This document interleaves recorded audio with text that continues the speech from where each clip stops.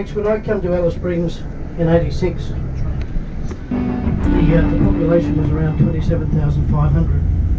And if you're from Australia and you remember, a couple of years ago we had a national census, and they revealed to us that, and right up until that census, they kept telling us the population here was around 27,500. It hadn't increased at all in 30 odd years, but that wasn't quite right. So we do have a population up around 31,000 people.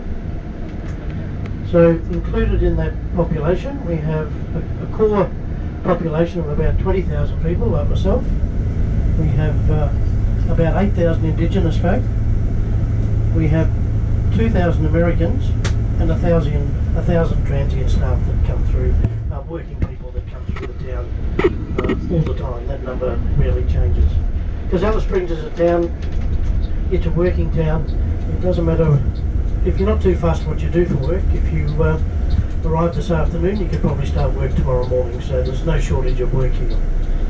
The problem with the place is you can get a job, but nowhere to live. East of McDonald Ranges, there is a really large one out on the Kings Canyon Road as well. Got all the river red gums down here.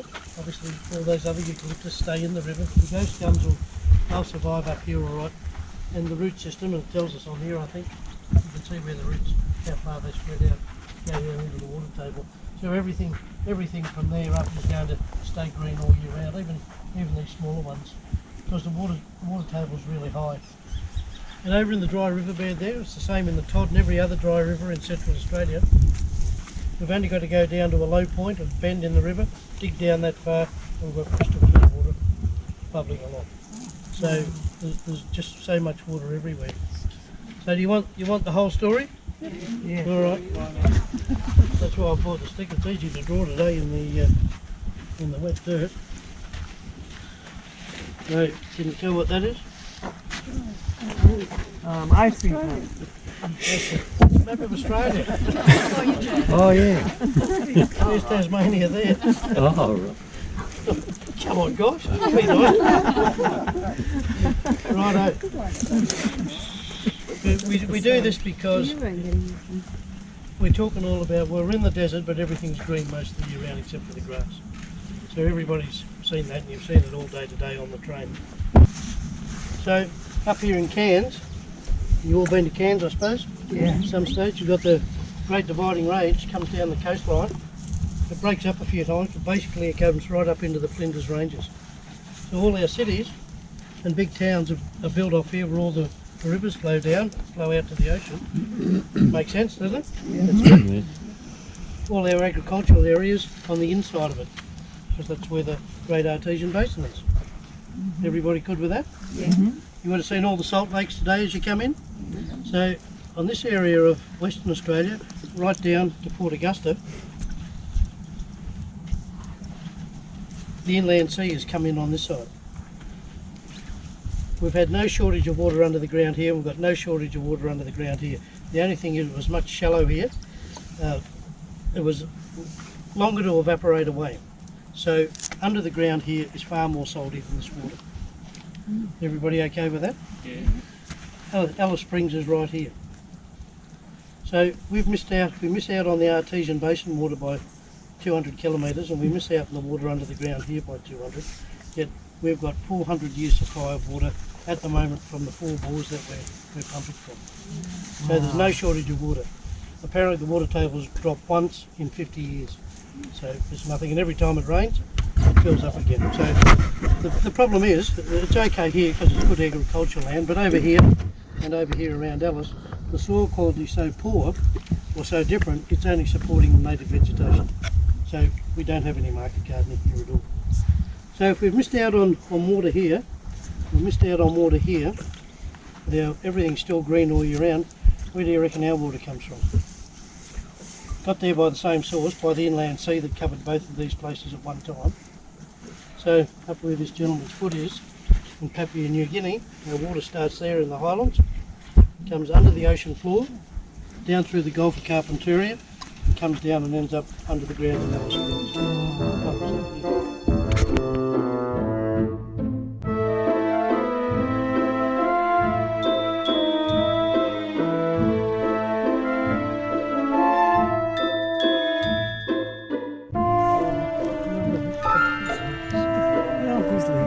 just saying there's no rush for everybody else, but he's just walking his pace, I guess.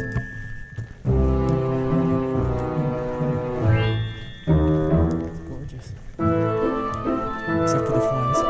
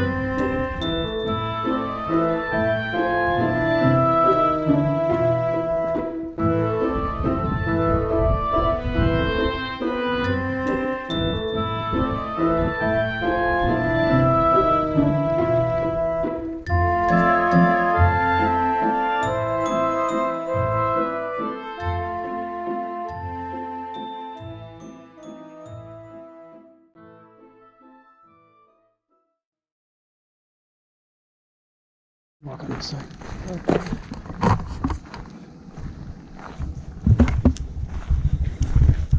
This is the Simpson Gap Trail.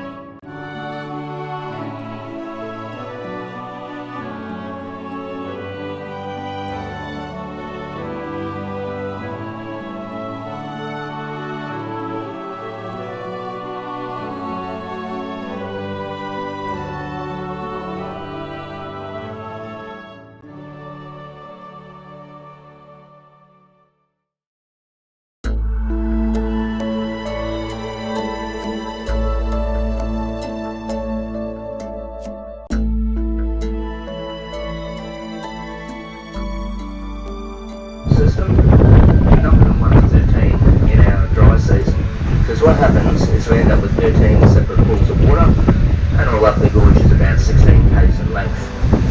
Now we're travelling upstream on the river, which is the Katherine River.